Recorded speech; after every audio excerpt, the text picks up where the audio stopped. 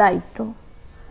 শোনো বৌমা, আমার ছেলে কিন্তু তেল ঝাল মশলা বেশি খেতে পারে না, সেই বুঝে আজ থেকে রান্নার দায়িত্ব তোমার। সকাল 8টায় ছেলে বেরোয়, আমি এতদিন ওর টিফিন ঠিক সময় করে ওকে খাইয়ে অফিসে পাঠিয়েছি। আজ থেকে সংসার তোমার, তাই সব কিছু তোমার মতো করে টাইম করে করো। ছেলেকে না খেয়ে যেন অফিস যেতে না হয়। আর হ্যাঁ, আমার ছেলে বড়ই হয়েছে, ওর ছেলে মানুষই যায়নি। জলটাও মাকে এগিয়ে দিতে হবে, তারপর খাবে। তবে আজ থেকে আমার ছুটি, ওকে সময় মতো সব কিছু এগিয়ে দেওয়া। অফিস যাওয়ার সময় ওর জামা কাপড়, বেল্ট, ওয়ালেট, রুমাল সব এক জায়গায় করে রাখবে, নইলেই রণমূর্তি মনে থাকে যেন। বিয়ের 8 দিনের মাথায় অলিভিয়াকে এক টানা কথাগুলো বলে ঘর থেকে বেরিয়ে গেলেন শাশুড়ি মা, যিনি অলিভিয়াকে দেখতে গিয়ে বলেছিলেন ওনার মেয়ে নেই, তাই উনি খুব খুশি। আজ থেকে ছেলের পাশাপাশি উনি একজন মেয়েরও জননী। আজ থেকে উনি অলিভিয়ার দ্বিতীয় মা। সকাল 9টায় ঘুম থেকে ওঠা আদুরে মেয়েটাও ভেবেছিল সত্যি সে আরেকটা মা পাবে। সেও খাবারের ব্যাপারে ভীষণ খুঁতখুঁতে। মা ফোড়ন ছাড়া রান্না করতো ওর জন্য।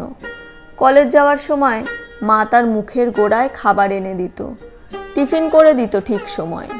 সেও বেরোবার সময় রুমাল, রিস্ট ওয়াচ সব মা এক জায়গায় গুছিয়ে রাখত, না হলে ও ঠিক ওর বরের মতোই রণমূর্তি ধারণ করত। তবে আজ হঠাৎ 8টা দিনের মধ্যেই মেয়েটার সব অভ্যেস বদল করতেই হবে। তার সাথে সাথে একজন মায়ের মতো সব দায়িত্ব ঘাড়ে নিতে হবে তাকে, এবং তাতে যেন কোনো ভুল না থাকে সেটাও খেয়াল রাখতে হবে। মাথা কাজ করছিল না অলিভিয়ার। কি করে কি করবে বুঝে উঠতে পারছিল না।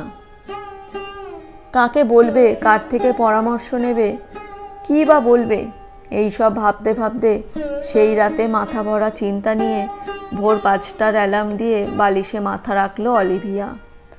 পরদিন চোখ খোলা মাত্রই ধরফড়িয়ে মোবাইলে চোখ রাখতেই চক্ষু চড়ক গাছ। সকাল 9টা। বিছানা থেকে এক লাফে নামতেই সামনে দাঁড়িয়ে তার স্বামী অনিরুদ্ধ। তুমি অফিস যাওনি? নিশ্চয় বেরোতে পারোনি আমার জন্য। বিশ্বাস করো, আমি অ্যালার্ম দিয়েছিলাম, কিন্তু কি যে হলো আমি শুনতেই পাইনি। কি মরণ ঘুম ধরলো আমার। ইস, ঠিক আছে, মায়ের ঘরে চলো, একবার কথা আছে। অলিভিয়ার সারা শরীর ঠান্ডা হয়ে এলো। নতুন এক পরিবেশে পাশে যেন কেউ নেই। খুব ইচ্ছে করছিল তার মায়ের আঁচলটা শক্ত করে ধরতে, তাতে যেন একটু জোর পেত সে। কিন্তু মা তার অনেক দূরে। কি হলো, চলো। শাশুড়ি মা মুখ চুন করে বসে আছেন। অনিরুদ্ধ ঘরে ঢুকলো, পেছন পেছন অলিভিয়া। সবাই চুপ, কেউ কোনো কথা বলছে না। অলিভিয়া বলে উঠল, মা আমি অ্যালার্ম দিয়েছিলাম, কিন্তু। অলিভিয়ার কথা থামিয়ে অনিরুদ্ধ বলে উঠল, আমি অ্যালার্ম অফ করে দিয়েছিলাম। হ্যাঁ আমি। গতকাল তোমাদের কথোপকথন খানিকটা আমার কানে এসেছিল। মা, অলিভিয়া আমার থেকে 4 বছরের ছোট। আমি তোমার কাছে এখনো সেই ছোট আছি। তাহলে অলিভিয়া কি করে এত বড় হয়ে গেল বলতে পারো? আমার ছেলে মানুষই গেল না, তাহলে ও কি করে হঠাৎই ম্যাচিওর হয়ে উঠবে তা বলতে পারো?